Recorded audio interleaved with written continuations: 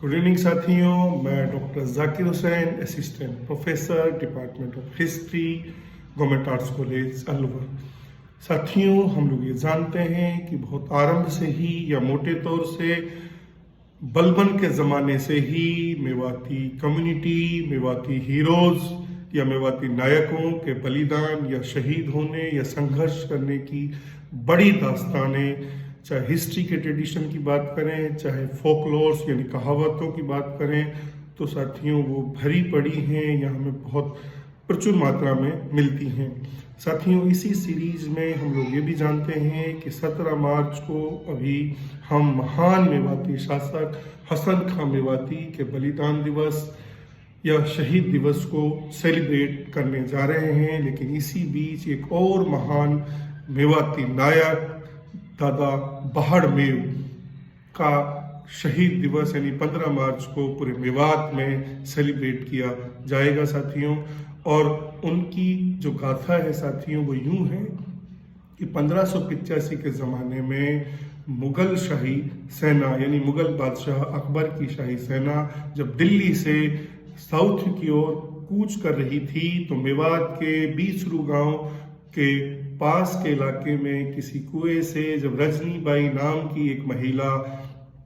पानी भर रही थी, तो फिर शाही सेना की कुदृष्टि कह लीजिए या एक बैड करेक्टर का एटीट्यूड कह लीजिए, उस महिला का उन्होंने अपहरण किया और अपहरण करके वो उस ज़माने की जो मुग़ल राजधानी या कैपिटल थी फतेहपुर सीकरी के शाही हरम में साथियों उस महिला को कैद कर दिया जाता है। और जब ये घटना मेवात के इलाके में फैलती है या पता चलती है, तो फिर मेवात के इलाके की 36 बरादरी जो मेवात के बहुत मशहूर गांव नई में साथियों एक पंचायत का आयोजन करते हैं। और उस पंचायत में लिए गए डिसीजन के अनुसार मेवात के एक और दूसरे बड़े गांव कोट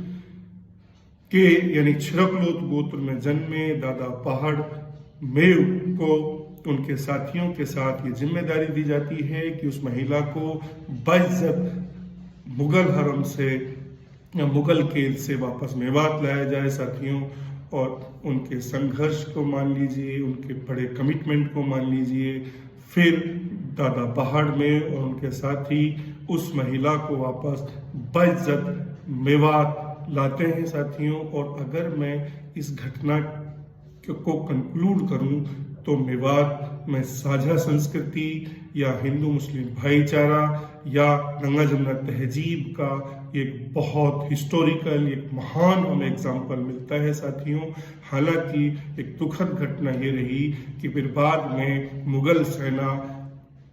दादा बहाड़-मेव और उनके साथियों को अरेस्ट करती है और 15 मार्च 1599 को फिर उसी दुखद सीरीज में उन्हें फांसी पर लटका दिया जाता है साथियों। और आज भी दादा बहाड़-मेव की जो कब्र है वो कोट गांव में साथियों मिलती है हमें। लेकिन ये जो करेक्टर था, ये जो बलिदान था दादा बहाड़-मेव उनके साथियों का जो बलिदान था, ये हिंदुस्तान में आज भी जो एक साझा संस्कृति की एक बड़ी मिसाल के रूप में अगर आदर्श के रूप में से माने तो ये बहुत बड़ा एग्जाम्पल है। और ऐसे एग्जाम्पल्स को साथियों एक प्रेरणा के रूप में या मेवाती यूथ इसे एज पॉसिबल साथियों बहुत कमिटमेंट के साथ इसे सेलिब्रेट करें। तो आज जो हम एक बड़े नायक की बात कर रहे थे, ये मेवात की का जो एक ट्रेडिशन है वो जो आज तक भी साथियों बेमिसाल रूप में उस ट्रेडिशन को फॉलो किया जा रहा है, इसकी अपनी एक लंबी हिस्टोरिकल दास्तान भी रही है और दादा बहाड़-मेव उसी का एक उदाहरण था। शुक्रिया साथियों।